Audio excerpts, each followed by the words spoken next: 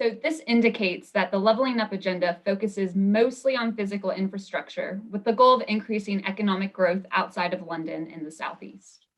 Therefore, it is really important to investigate whether focusing on physical infrastructure to increase economic productivity is sufficient for improving people's everyday lives across the UK.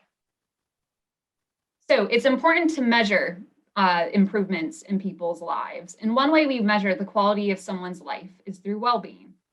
So well-being is measured by the ONS with a question about how satisfied one is with their life.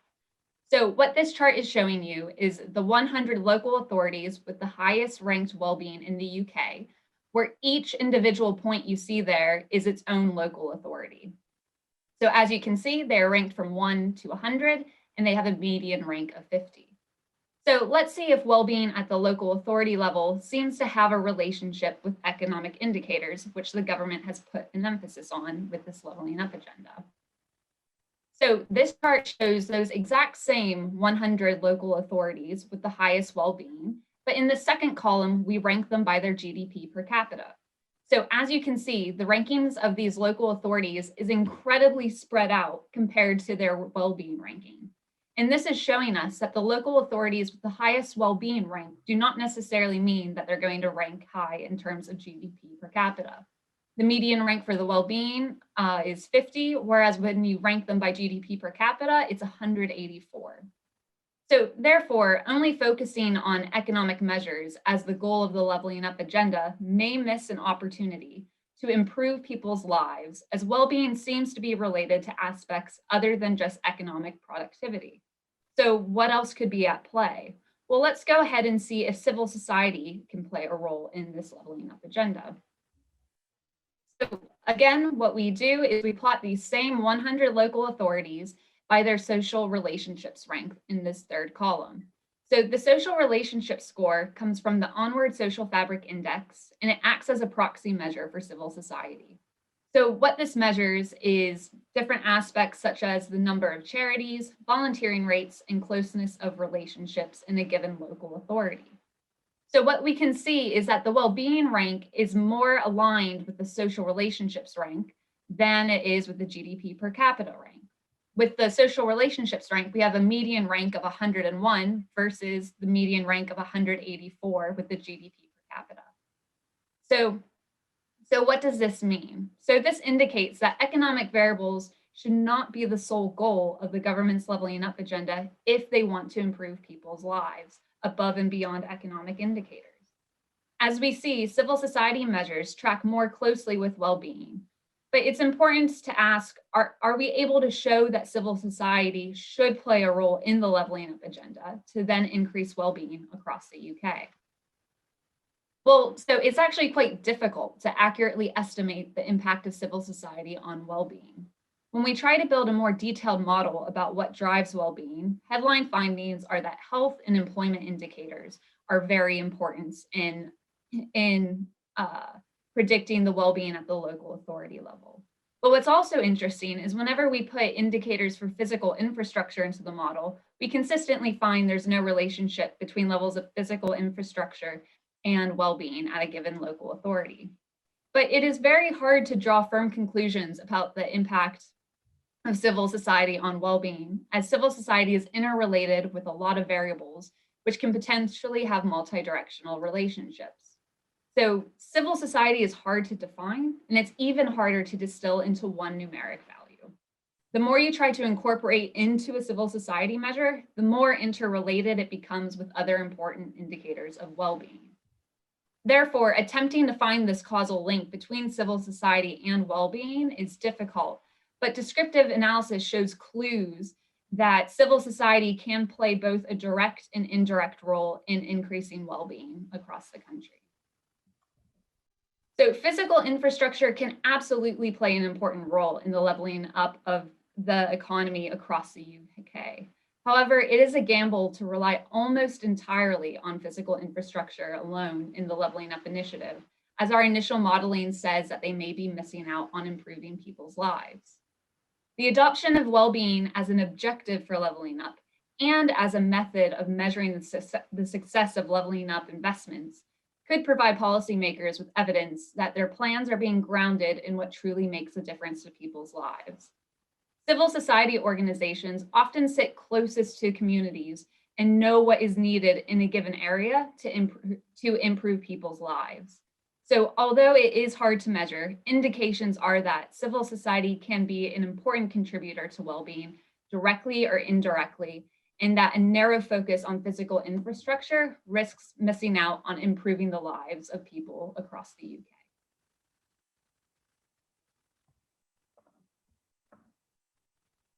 Great. Thank you very much, Madison's very clear and very interesting analysis of the relationship with well-being. So I will keep us moving at pace, and I'll introduce Justine Greening. It doesn't really need much introduction from me. Joined Parliament back in 2005, worked under 2 Prime Ministers, Secretary of State, let me see if I can remember, Transport, DFID, and Education, and first Secretary of State of Education ever to have been at a comprehensive, which, you know, grammar school boy like me looks up to, from Battersea. So that's really just great. And what I could probably say more than anything else is a minister who is really respected, which often happens, but respected and liked by her civil servants, which doesn't always happen, has to be said.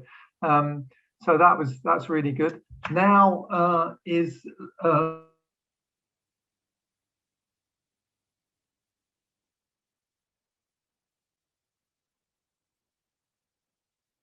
but I'll let Justine talk you through that. Justine, you're very welcome. Over to you. Thanks very much. And I mean, very happy to be part of this. I think that the subject is spot on, which is that levelling up is far more than just making our physical infrastructure work for communities around the country. As Gus said, you cut out for just a little bit, Gus, then. But as Gus said, I'm putting my time now into this whole area of levelling up, and particularly working with a lot of businesses on the contribution that they can make. But what we have collectively come up with, both the businesses and the universities that are involved, is something called the Levelling Up Goals. And this issue was something that came up at the end of last year about, well, what does levelling up mean? And for me, it was quite frustrating to hear that debate, because certainly when we'd use that phrase at the Department for Education, we were always very, very clear what we meant. And that was equality of opportunity across the country. And so that was about places and people, and it clearly was much more than just physical infrastructure. And so fundamentally, my definition of levelling up was people being in a position to take advantage of and having the same opportunities to get on in life. The levelling up goals that we produce, if you want to find out more about them, they're on levellingupgoals.org, are pretty straightforward, frankly. They take the concept of levelling up and then break it down into its constituent challenges. One of those challenges, levelling up goal 11, is infrastructure for opportunity. But it was fascinating seeing Madison's presentation earlier, because of course, what we ended up devising were 13 other goals that also really mattered if we were going to actually achieve levelling up. And I think for those of you who look more broadly at this topic and are more familiar, for example, with the Sustainable Development Goals, the way I would articulate how these things fit together is that the entire world is challenged by climate change, of course. So net zero is that ultimate global challenge. For developing countries, the issue is really development, clearly, and that's where the Sustainable Development Goals really come in. And if you're familiar with something like Maslow's hierarchy, those are countries that are towards the bottom of that hierarchy and are struggling to make sure that they can survive. But my point for developed countries is that this issue of inequality of opportunity is really, as you get beyond pure survival, to that top bit of Maslow's hierarchy, and the fact that people in a developed country should have the chance to make the most of their talents and potential. And the levelling up goals really get to the heart of what it is going to take to be able to deliver on that vision. There are 14 of them. Some of them are around education and closing the gaps there. Some of them are around, for example, businesses and employers being open to how they do their recruitment, making sure they progress people who are in their firms fairly. But then there are a third tranche, if you like, of these levelling up goals that are around the things that either hinder us or help us get places in life. Infrastructure and being able to get to opportunity is one of them. But clearly the digital divide, as we've seen during COVID, is another massive issue that is going to make or break whether we can level up the country. As is the fact, as Gus has talked about, health and well-being is crucial. You can have the best education system, very open employment, but if your physical health or mental well-being is holding you back and that's not being addressed, you aren't going to be able to make the most of your potential. So 14 goals. And the reason they matter is because then they can give us an architecture that very different groups in society can look at in terms of the contribution that they make. So what they tell us is that government leads on some of these goals, businesses lead on other, but civil society really has a role to play in every single one of these goals and how they're met. And in particular, civil society matters, in my opinion, because very different communities, as we're going to hear from Kamran next, have very different challenges.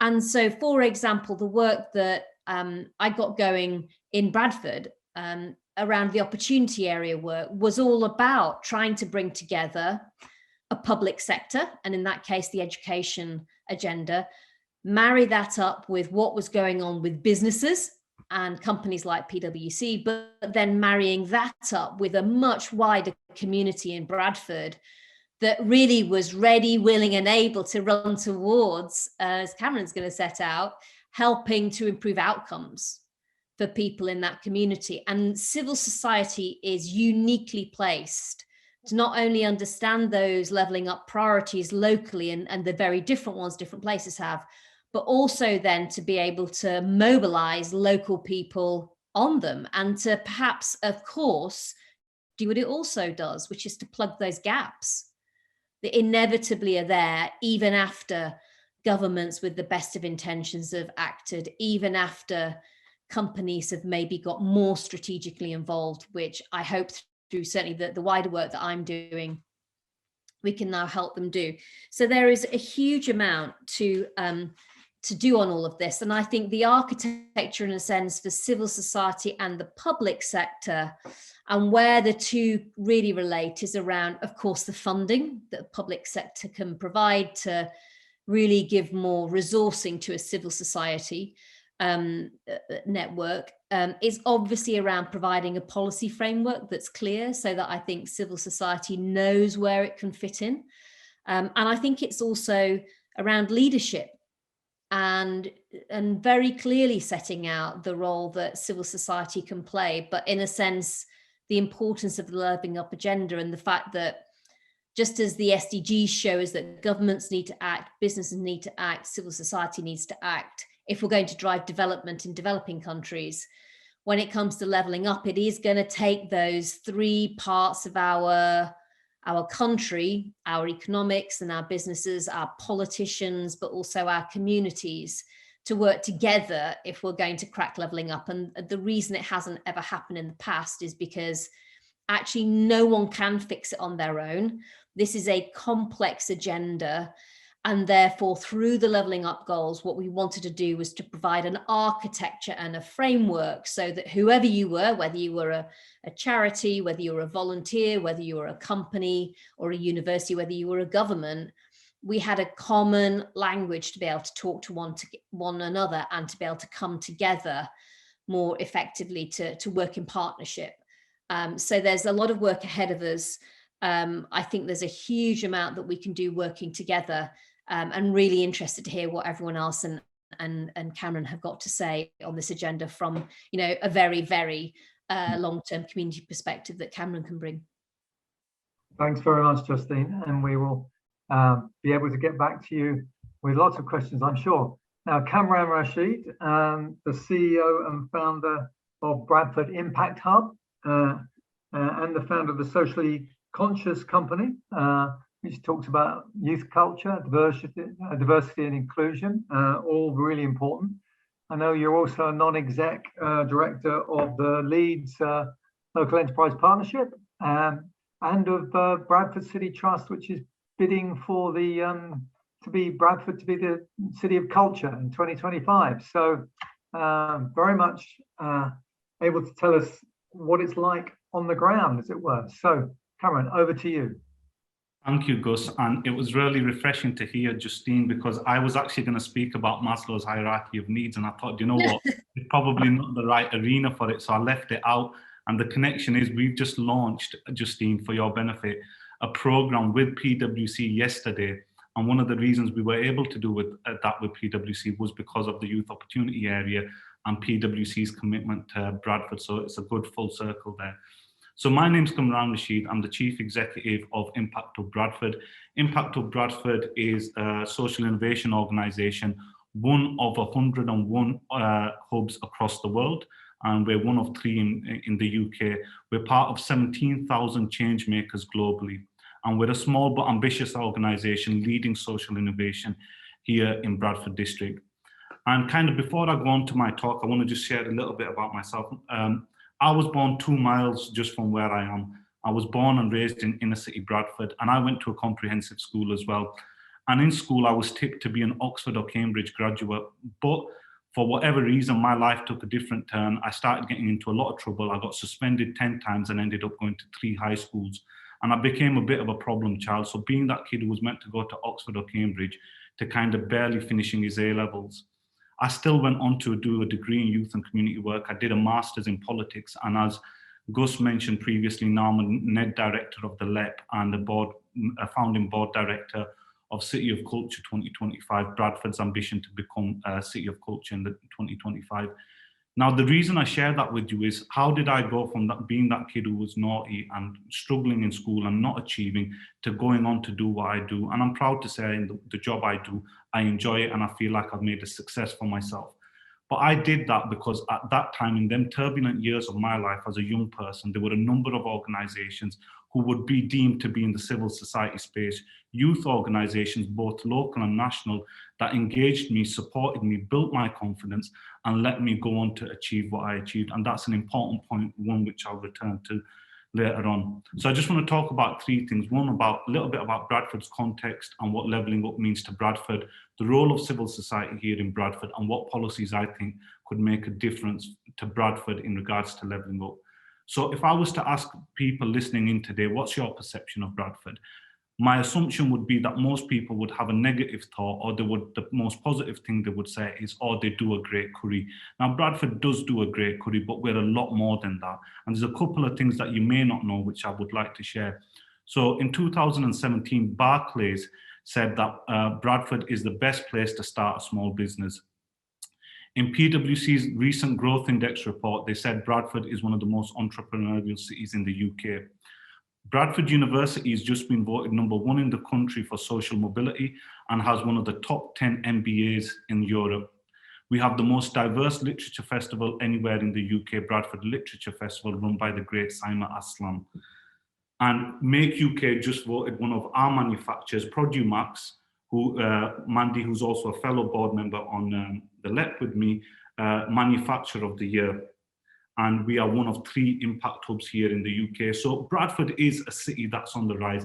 And one of the things I'd like to acknowledge about a city that's on the rise, it has been due, I would say, largely to our female leaders, our leader of the council, our chief exec, our vice chancellor of the university, and there's some significant roles in the city which are being led by women. And I'd like to acknowledge that I think that has been one of the reasons we're seeing a city on the rise. Also, interestingly, 50% of our population is under the age of 25, making us one of the youngest cities in the UK. And 35% or over 35% of our population comes from a non-white background, making us one of the most diverse cities in the UK. Now, why is that important? I think Bradford District represents the future of this country, and it can be a critical player in the development of this country's future economy. Channel 4, for example, when they relocated to Leeds, made a specific point about coming to Leeds because of its proximity to Bradford, because Bradford reflects the audiences that they want to serve. And I think it's a good example of, where Bradford's going. So all this opportunity is great, but it's only going to be great if we have community readiness, a community that can stand up and take on these challenges. And I think that's an important point. So what does levelling up mean to Bradford? So levelling up, number one, is levelling up at a district level. So if you start in the north of the city, which is 5 miles from the city centre, for every 1 mile that you come back into Bradford district, life expectancy drops by 2 years, which raises a huge issue around health inequalities. Is levelling up about addressing health inequalities within our district? Is levelling up about intra-region, thinking about how we level up our position against the major city, which is Leeds? Or is it about levelling up against London and going to a London standard? Or is levelling up about demographics, levelling up for them communities and them individuals that have been historically left behind? And I think that's a question that would be good to explore. From a district's perspective, we have 3 priorities for levelling up. One is around infrastructure. And one of the priorities under infrastructure is having a station on a mainline train track. We're the largest city in the UK without a station on a mainline track. Now, if not, Transport for the North have estimated that if we were to have that station, it would increase our GDP by £3 billion. It would create 27,000 extra jobs, and it would make 1.7 million jobs accessible within a 90-minute commute. Now, that's all fantastic, but if we don't have a population that is able to take them opportunities and be job ready, then it's pointless. So that's our second priority, which is around investment in skills and training and investing in our future. Now, skills and training, again, another good thing. But like myself, and a point which I raised earlier on about, I was expected to go to Oxford or Cambridge, but I didn't do greatly well in my GCSEs. Now, there's a role around how do we make people able to take them opportunities and take them skills and training opportunities and fully benefit from them. And the final priority is around culture, more investment into our cultural assets and making sure that we win City of Culture. But to the majority of people living here in Bradford, levelling up is something abstract. I think it's something distant and it means nothing to them, because for them, their priorities on an everyday basis are far more than having a high-speed rail line or having 5G or anything like that. Because 5G or what is high-speed Wi-Fi is pointless if you're not able to be digitally connected, if you don't have the resource or the money or the knowledge to be able to pick up a tablet or pay for a tablet even, or pay for that Wi-Fi, it's irrelevant. And having all them jobs is great, but if you don't have the confidence to take them jobs, again, I think it defeats the purpose. So I think in addition to the physical infrastructure, we need investment in social infrastructure. And I think that's the role of civil society. And I want to make the point that this is not saying instead of physical infrastructure, this is about, as well as physical infrastructure, we want an increased spend in civil society. So what role can civil society play in levelling up here in Bradford? So I think there's 4 things it can do. It can build trust. It can engage and listen to communities because it's got that connection. It can raise aspirations and confidence, and it can change aspirations. So building trust, Bradford had a disproportionately high rate of impact from the pandemic because of our demographics. But equally, we had a disproportionately high rate of vaccine hesitancy as well. And for whatever reason that was, a lot of our communities didn't want to take on a vaccine. Now, it was our civil society organisations that had the trust and had the ability to engage these communities that overcame that trust issue, built confidence in communities, built trust, and week on week, our district has seen vaccine take-up increase. So trust is a big thing what civil society can play locally. Secondly, it can engage and listen to communities. We, a few years ago at Impact of Bradford, ran a workshop with 25 young people. It was based on the aspirations they have on the future economy of Bradford. Surprisingly, one of the things they said, which if we hadn't listened, we wouldn't have known, that it's great to have great jobs in our city and our district, but without good cultural, social and cultural offerings, where they can go and spend their money, enjoy that money, then good jobs was merely not enough. And that the economic strategy needed to think about a cultural and social offering as well. The third thing is about aspiration and confidence. I mentioned earlier on 50% of our population is under the age of 25. In 2017, Prince's Trust did a piece of research, and they found that The biggest barrier facing young people getting into employment, counterintuitively, is not skills, experience, or knowledge, but it's confidence. And if our city and our population is 50% under 25, I think our civil society has a role to play in engaging, building trust, and raising aspiration and confidence. And about changing perceptions, we saw the impact Capital of Culture had on Liverpool in 2007. And I think a successful bid to City of Culture 2025 for Bradford would really change that negative perception that the district experiences from outside the district. Now, there's a couple more points there. I'm mindful of time, so I'll quickly wrap up, Gus. So what are the policies that would make the biggest difference? This morning, I engaged with 12 leaders from the sector who represent a number of different and diverse organisations that work with frontline communities. And these are the priorities that they said they would want policies to see happening. So one is a very practical thing. We need greater lead-in time when programmes are come. So, you know, if funds are made available and you're saying you've got 6 weeks to apply, and once you get the funds, you've got 6 months to deliver, it's not practical. We don't have the capacity within civil society to really take full benefit of them opportunities. The second thing is the sector needs investment into revenue and not just capital. It's great to have great capital, but we need the money to run these organisations, and we need to invest in the capacity of the leaders and the individuals that do this work. I think we need a seat at the table, and this is not about just representation, but it's about participation. We need a seat at the table as an equal, and we need to be able to make decisions from the bottom up. Now, I'm going to wrap up there. I had a lot more notes. I'm mindful of the time that I've taken my 7 minutes. I think just the final points I'll make is, I think before we think about policy recommendations and policy formation, I would definitely encourage people to think about what are the values we need to take when developing these policies. And the values I would definitely encourage you to think about are listening. Listen to the people that are meant to benefit from this. Build trust, and you need to give trust to get trust. And let's create the conditions so people can create sustainable solutions to their own problems rather than providing solutions directly. So my final point is, anyone who is really interested in Bradford, this is an open invite, and in particular to the people on the panel today, you're invited to come visit Bradford and see the district firsthand. I think you will be pleasantly surprised. If you want to help co-create the solutions for the future of this district, my door is always open to you, and I would welcome you to come. I hope that's been useful, Gus. Thank you very much, Kamran. That's good. And I like your personal story about not doing so well in your exams, because that's exactly where I was. I got diverted away from my attention on academia in my last year at school, and so I made a complete mess of my A-levels. Didn't get into my #1 choice university, Nottingham, but instead ended up reading economics at Warwick, which turned out to be brilliant, and I loved it. So sometimes, you know, these setbacks can actually work out for the best. I'm just going to ask one question, and then we'll go to the audience. So please, audience, be thinking about the questions you want want me to put.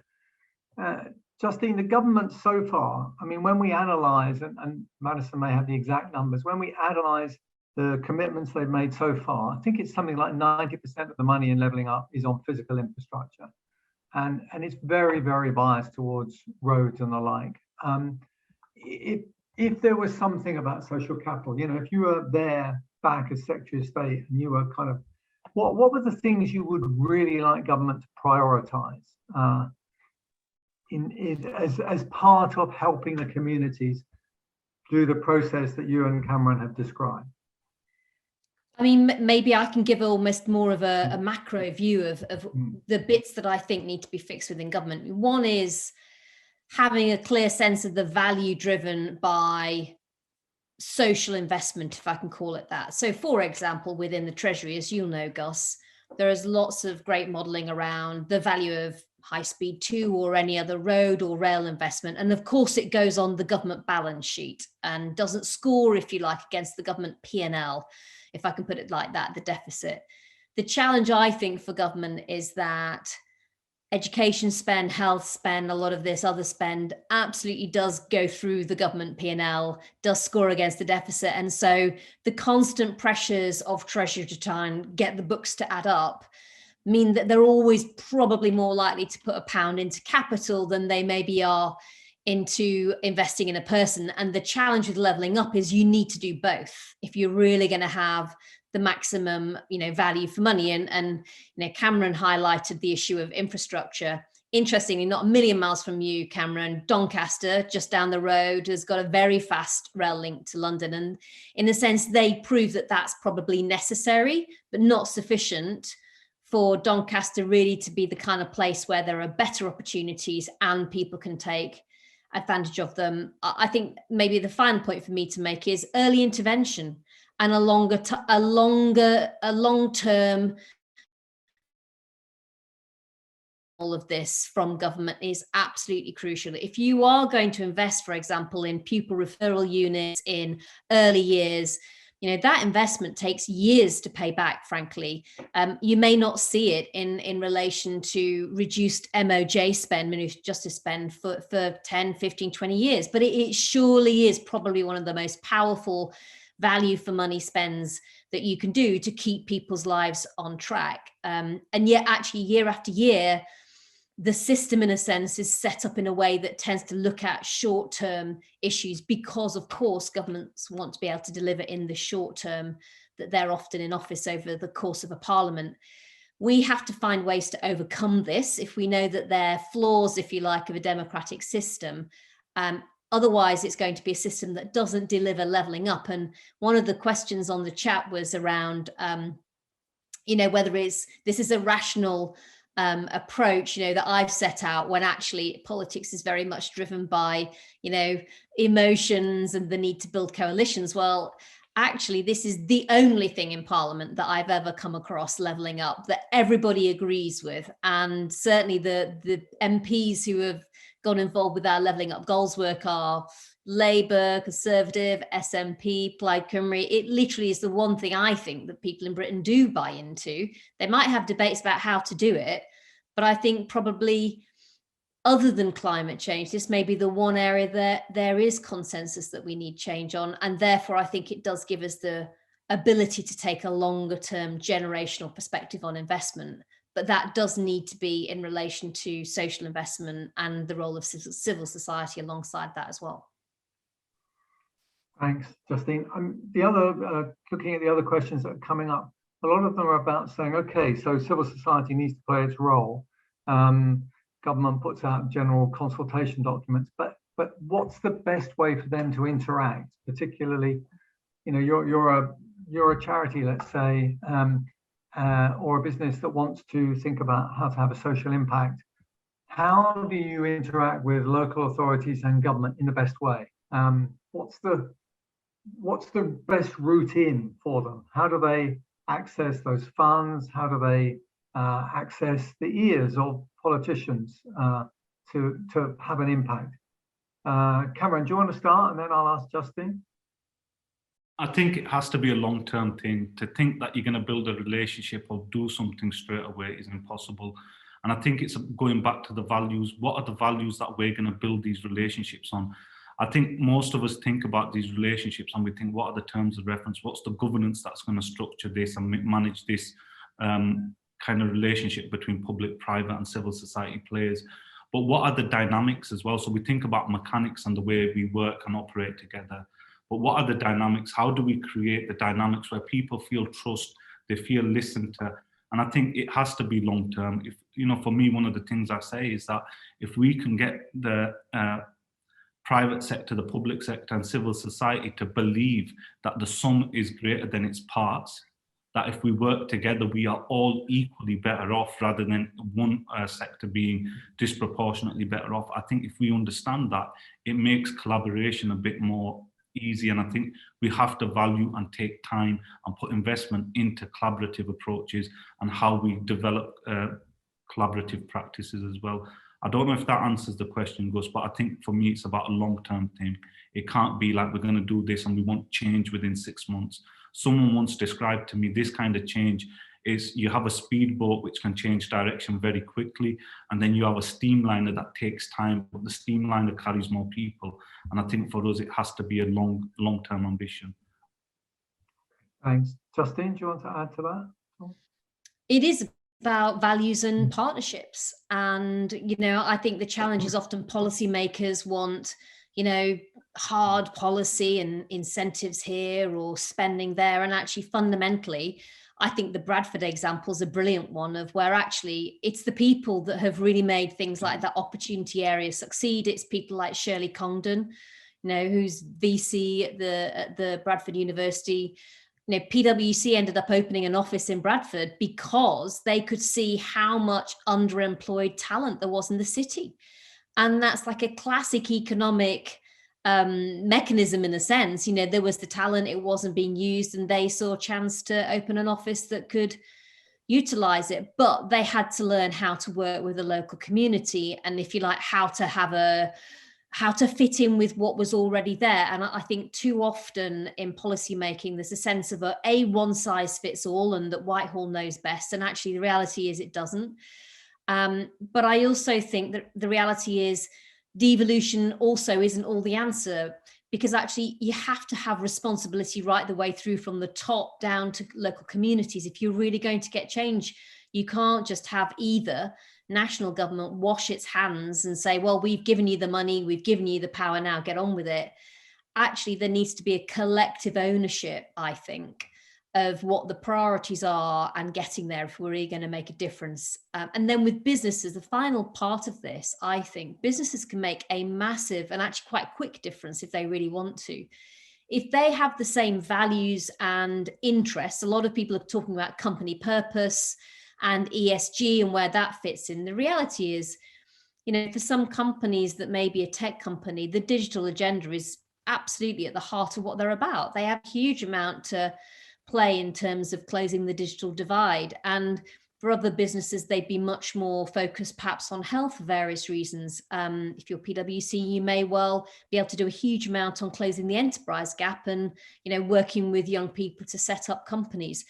I think for business, the key is finding out what your purpose is, how you can be a wider force for good, how that translates onto the very different priorities that the communities you're part of have, and then working out how you can connect that up. So it's probably quite old-fashioned in a way, if I can put it like that, for a company that needs STEM skills to turn up at a local school and say, we need STEM schools, what are you going to do to fix it? Actually, the real articulation of that works for local communities is for a company to say, we have tons of opportunities. How can we work with you to make sure that your young people can come through a talent pipeline and then get those opportunities that are there at a local level? And that's a very different discussion that puts communities first, if you like. And that's when I think the conversation and the partnership and the values really start to align much more effectively and for the longer term. Thanks, Justine. I can't resist a question that's come in from Gordon Baxter saying, what can we learn from countries like Bhutan that look at gross national happiness? Because you actually mentioned, Justine, the quirks of government accounting, which mean that different things count. So I'm going to ask Madison to just talk us through why GDP may not be the right measure for picking up these sorts of things and the impact of leveling up. Yeah, so whenever you're trying to, it makes complete sense that the government relies on economic indicators to show growth, to show progression over time, because they're pretty easy to measure compared to lots of other ones. Now, we're getting, in the UK, we're becoming more accustomed to well-being being a measure of showing how well-being changes over time and why that is an important goal to reach. But it's a bit more nuanced measuring well-being, and it takes a bit more explanation. Government accounts aren't necessarily in their current states in a working method to value things on a well-being scale and to show the importance of that. And it doesn't mean that it's not important. More countries, I think New Zealand recently has also put well-being at the core of what the government's initiatives are. And I think that over time, I hope and I do believe that it's getting traction in the government to have this well-being focus, because it can potentially lead to economic increases for the country, but it can also lead to increases in the well-being of individuals, which cannot be measured in economic terms. So if you're talking about providing services for children with disabilities, you might have a hard time making an economic argument for it, but there's a complete moral argument for it. There's a complete well-being argument for it. And that supporting families that have a hard time, that this will enable those families to be more productive in their own lives and lead happier lives. And so hopefully as time goes on and we are in the government is consistently measuring well-being at a national level, we can start to utilize this as a measure of productivity and of growth, and to really have it be part of the government's initiatives. And potentially that will enable us to have even more of a focus on climate initiatives, because pollution is a big driver in individual well-being, and also physical and mental health, especially with the COVID crisis. Medical professionals are screaming about the fact that we have a mental health crisis on our hands. And so hopefully by measuring well-being, it will actually show what is really important to help the country stay healthy, both economically and on a well-being scale. Thanks, Madison. And you mentioned, Kamran, the success of female leaders in Bradford, and people have noticed a correlation between countries' performance at COVID and whether they have a female leader or not, with female leaders tending to do better. This I think broadens out this question of what do we mean by leveling up? I mean, do we mean it in the sense of just geographic, or is there a gender sense, and is there an ethnicity sense to this? And should we be thinking very carefully about what policies will do for those levels of inequality as well? Justine, do you want to start, and then I'll come to Kamran? The short answer is yes. Leveling up is literally about everyone everywhere. And of course, a lot of the political debate has been some of those red wall conservative seats that have been won. But the reality is, I'm here in London and there are far too many opportunities in this city. One of the comments that somebody made on the sidebar is really around London. And yeah, absolutely. There's opportunity that isn't open to enough young people. And that's our leveling up challenge. I guess London's leveling up challenge is that a lot of the opportunity that was open to everyone in the city is in sectors that have really declined, like retail, hospitality, tourism. The sectors that are going strong, professional services, maybe government, for example, the city, are those sectors that perhaps are the most closed sectors of the economy that we have. And therefore, that's our leveling up problem. And I think what I would say within government is it has to be an inclusive agenda. Otherwise, it won't work. And for me, the power of leveling up as a policy agenda was just how much it was able to bring together such different actors. As I said, it was something I felt that completely transcended politics. And that is also the key to tackling it, because it's about finding a way to take it outside a political arena that means it ends up with short-term, piecemeal initiatives to something that is much more of a national challenge that we're working on collectively to try and tackle. And people are talking about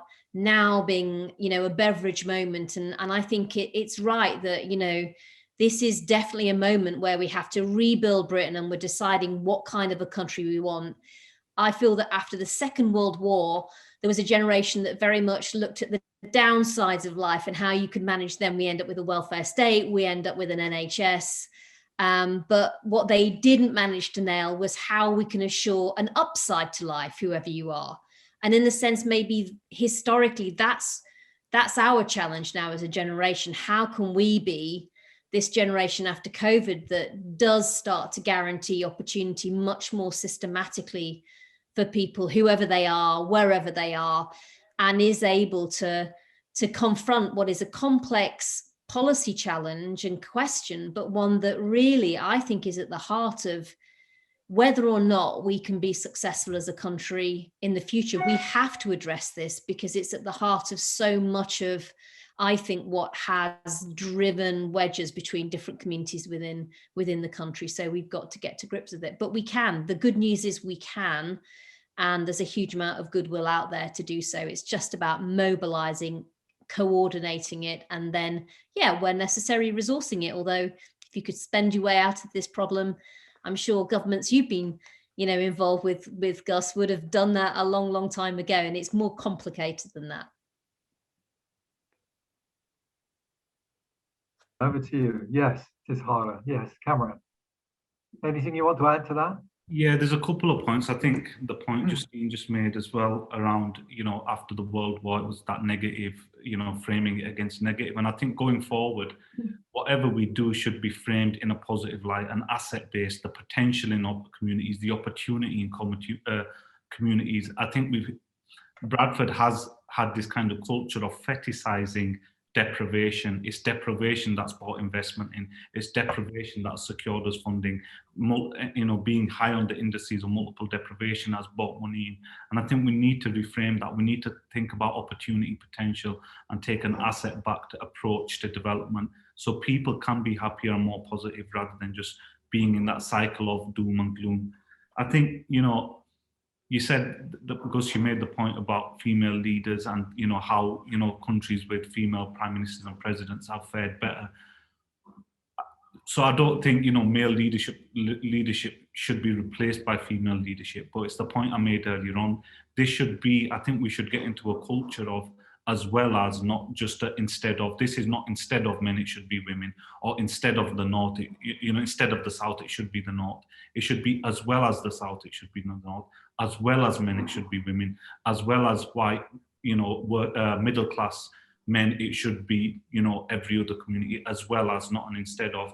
And I think the final point about Bhutan that you made, I think I work in the social enterprise space, and our measure of success is known as the triple bottom line. We need to measure success against people, planet, and profit. It's not just about the bottom line and, at the end of the year, have we made more money than it took to make that money? But what's the impact we had on our planet? And what's the impact we've had on people and neighbourhoods? And we've got policies in place. The Social Value Act of 2006 and the work that people like Claire Dove are doing is fantastic. We need to take advantage of policies like that. We need to get private sector organisations to think about, if they're building a road or they get a contract to develop a hospital or a school, what's the impact they're going to have on local communities? How are they going to support local young people to be more inspired by that, engineering or whatever it is? So I think there's quick wins there as well. Thanks. I want to abuse my position as chairman to take one of the questions because I can answer it. And it says, are the biases in the Treasury system which tend to bias things towards physical infrastructure rather than social? And the answer is, traditionally, one would say yes, because the cost-benefit analysis and the Bible that Treasury uses, the Green Book on investment appraisal, does tend to work better for things like building roads, and which Justine would have had lots of experience on at transport. But actually, the latest edition is now, surprise, surprise, got bits in about well-being. It is able to take a much broader social look. So the capacity is there. I think there's also a political bias in the system where physical infrastructure is very visible and it's around for a long time. So people can associate themselves with that rather more easily than with the social capital end of it. One of the other questions, I think, Justine, is perfect for you in your previous role as Secretary of State for Education, because they're asking what impact should the education system have on levelling up? Should there be a change to the curriculum? Should we be spending more emphasis on things that aren't the traditional exams and more on emotional intelligence, ability to work as teams, those sorts of things? What do you think? It's a really good question and well timed as well. So yes, we should be rebalancing the education system. When you talk to businesses about what they feel makes a successful employee, academics is just such a narrow lens on which to assess somebody. For them, they're moving to strengths-based recruitment. It's much more about resilience. It's about motivation. It's about wider skills, teamwork, all of that. And I think the challenge is we've got an education system that is very driven to make academic success, if you like, and is measured against that, when actually we really do need to understand that there's a much bigger picture. Of course, teachers do. And so teachers in the midst of this very measured academic system are absolutely doing their best to make sure that that wider young person gets developed. But actually, I think we need much more strategy around it at the DFE. And during my time there, I always looked in terms of 3 pillars of work, knowledge and skills, getting the right advice at the right time, and then great experiences that developed you. And I think, in a sense, we had obviously got a very deep footprint in the first one of those, but the second 2 were much more nascent and are absolutely crucial if you're going to make sure that people don't just have the right, knowledge and skills, but then have the capacity, and as Kamran was saying, the confidence to be able to connect up with it. One last point from me on the debate on economics. From my perspective, levelling up is an economic strategy as well as a social one and a political one, as it turns out for this government.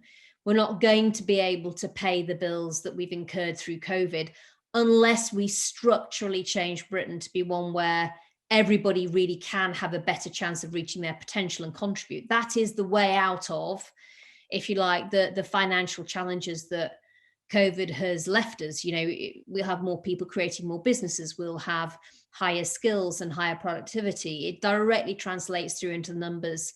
Eventually, we just have to be prepared to understand that it is a long-term complex strategy that requires sustained effort, if you like, politically, economically, and also by civil society. But civil society, I know, stands ready to play its part. Okay, we're running out of time, so I'm going to whiz on to another question, which that's a very good answer, Justine.